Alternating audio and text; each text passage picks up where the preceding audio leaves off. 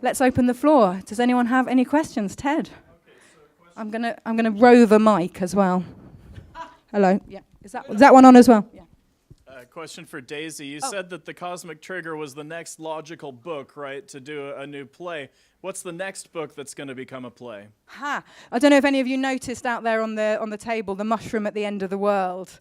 I want to build a theatre out of mycelium, and while we regenerate the culture of the humans who meet within it, when it all collapses and it flowers and all gets, we all have to crawl out on hands and knees out of the mycelium theatre. It will then reinvigorate the culture in the ground itself. That's something around that kind of area. Yeah. If you were to do another Robert Anton Wilson book. Oh. Masks of the Illuminati, maybe stray into the fiction zone. Maybe, yeah. We'll see. Indeed, do many things come to pass. Any other questions? Oh yeah, Greg, could you be our roving mic man? This is my wonderful husband, Greg, and we married completely spontaneously at the end of the Liverpool production of Cosmic Trigger, because yeah. Thank you very much. It'll be our rover. Brilliant. Yeah. Question for Daisy. Thanks. Yeah. In the Illuminatus trilogy, there's mention of missing appendices. This isn't a question for me. Could those be published? This is a question I would say for Hilaritas Press. So do Christina or Rasa, you want to talk about the missing pages of Illuminatus, the legend of the missing pages? 500 of them. We can both talk about them. Go for it. I have no idea where they are. I will tell you that when they sent off the manuscript, it was much larger than what got printed. And the sad thing is that I do remember it was all in paper and they typed it and it was double spaced. And, this was a lot of paper. And I was just a kid. But it's sad that we don't have those today. It's sad. So I don't know where they are. If anybody ever comes across them, I know how to prove that they're real. Because, somebody just, So do you know anything else about that, Rasa? No, only that Dell is our current publisher for those. Right. I've heard that there was an editor somewhere right. who knows the truth. Well, what we do know is that Illuminatus was much longer, and that the editor basically came back and said, on behalf of Dell, you got to cut like 400 pages. 400 pages, Jesus. I'm going to just take a moment, and I'd like to thank Daisy for bringing us together today, and for being the glue, the raw glue, okay? Because I sense something will grow of this. It was an honor to be Bob's daughter. I do not have his genes, but he would joke with me, I do have his memes.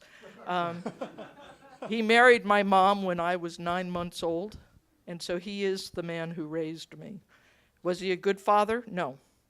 Was he a phenomenal human being? Absolutely. And what he gifted us with was the challenge of becoming authentic. That's real. I also want to thank Rasa, who without his loving support during the years right after Bob died, I probably would have given up the ghost. And today we have a small but thriving publishing business, and it's all due to his love and work. And then I'd love to also truly thank all of you who are here for many different reasons, but in some way you've all been touched. And to be able to meet some of you and hear the bits and pieces, and I'm going to share a story. People would come when Bob was dying. we had him set up in the living room, and it was like his kingdom. And it was interesting because people just showed up to help, and there was no money. There was no money. In fact, I went to welfare up there on Emmeline Street. It was in September. No, it was in September. I went to welfare to say, my dad is dying, he's going to be on the street. We don't have money for next rent. And they said, well, you have to wait. You don't have an appointment for 21 days. I said, he'll be dead by then. And so I go home crying. I'm crying. And Dennis Berry, who's there at the house helping Bob at the moment, said, well, we just put out this word, and I think Doug Rushkoff, and then it got picked up on Boing Boing. And over the next 10 days, about $123,000 came in, donations from all over the world, in amounts from 23 cents to thousands of dollars, and all of them were in support. And PayPal called. They're like, oh my God, do you have a scam? Who is this? What is this? And I said, no, my dad is dying, and blah, blah, blah. And it was so magical to feel the loving support, and it overwhelmed him because one of his deepest griefs was that he didn't ever feel that his work had gone out to where he had made a difference. But what I learned from the letters that came in, and I was sharing with the beautiful redhead, I said, the amazing thing is that people would say things like, yeah, Ross saved my life, taught me how to think, was totally suicidal. Now I'm not, And then I would get a letter from someone who said, he taught me how to ask the right questions. And so I began to see there was this impact that went from culture to culture all around the world. It was absolutely phenomenal with this awareness. But, when he died, what did I inherit? His debt to the IRS. No. Because when my mom died, he said, I'm not paying. He just stopped paying taxes. He stopped paying anything, just about. And so I spent years trying, and I did. I finally succeeded in getting them to drop the tens of thousands of dollars that they wanted to get from him.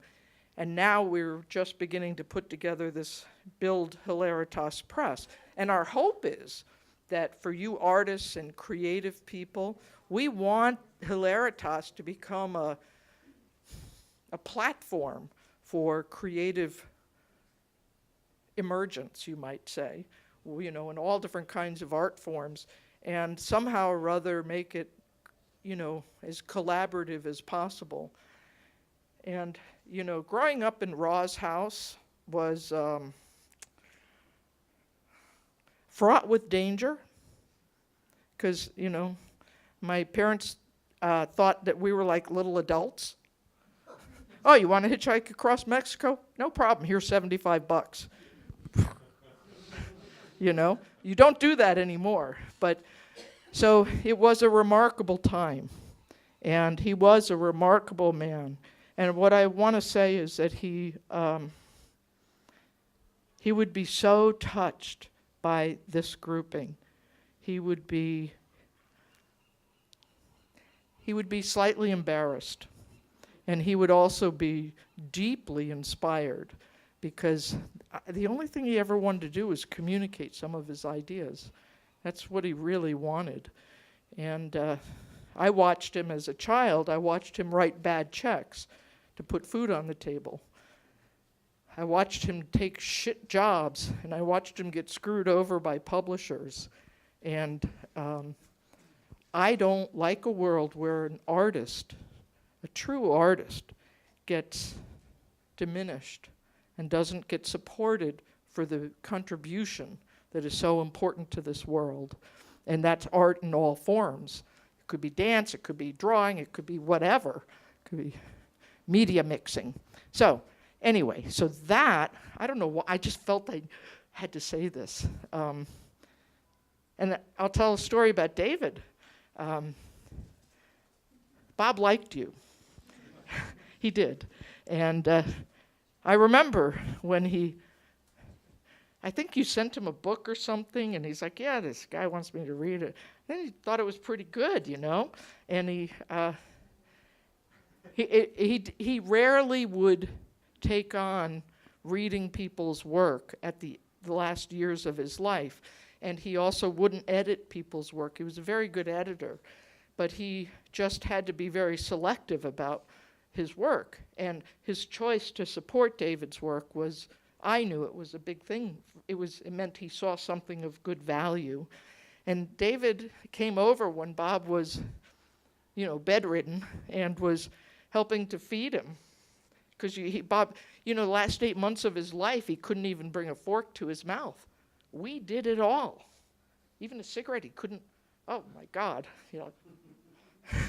But there were certainly moments of humor. Anyway, I'm sorry. Bob loved oysters. Remember? David gives him an oyster, and it goes down about, and I'm like, oh my God, he's going to die.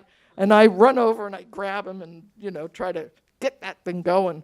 But it was so phenomenal, the love and the care that people, and what his death did for me.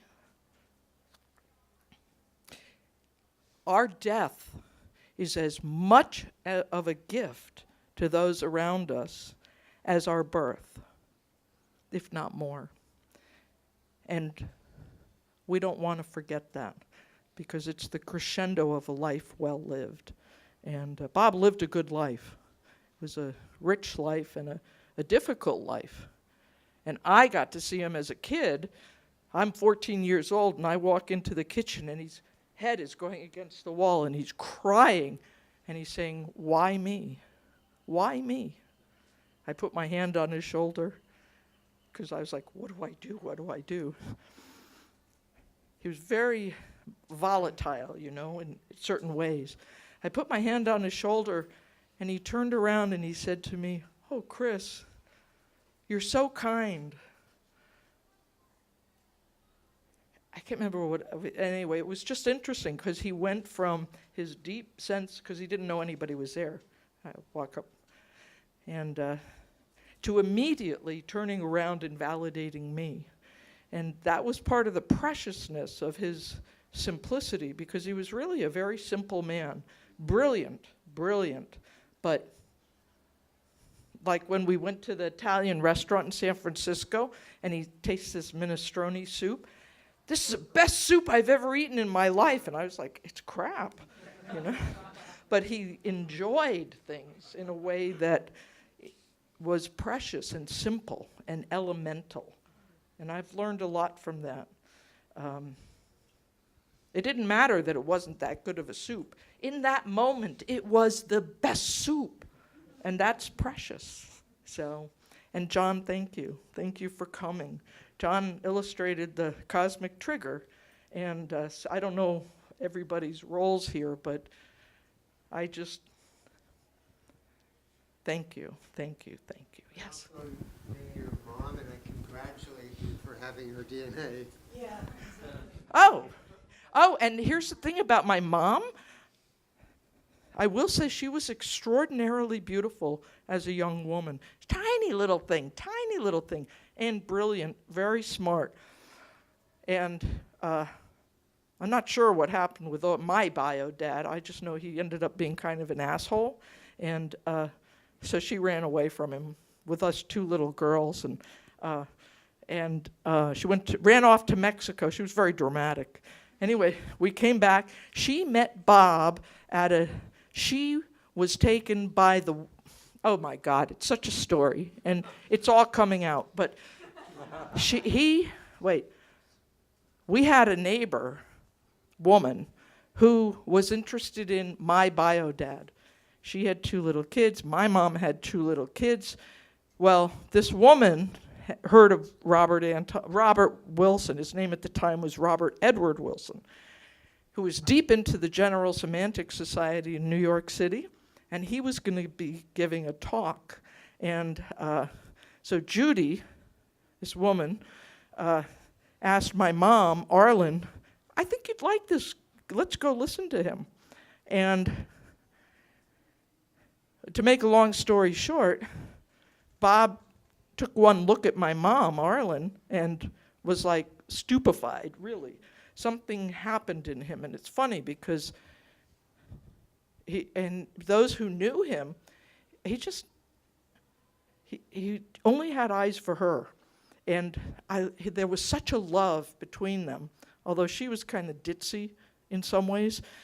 Like when she was dying there in the living room, I'm sitting over there doing some computations like pills or something because of hospice. And Bob helps my mom out of the bed. You had to pick her up because she couldn't move. Picked her up, put her on the comfy chair that was right there, and this was so he could change the bedding. And as he sits her down, because he's tired, he's so not physical. I mean, these guys were, I don't know if they knew they had bodies. They were like walking heads. Really. I mean, not that they weren't in there, they were, but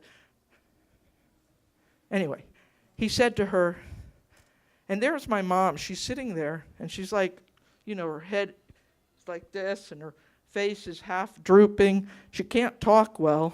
And he just looks at her and he says, you are so beautiful and quiet. So they're sitting there. He looks at her, says, you are so beautiful. Oh, it's just my soul you're seeing. and I was like,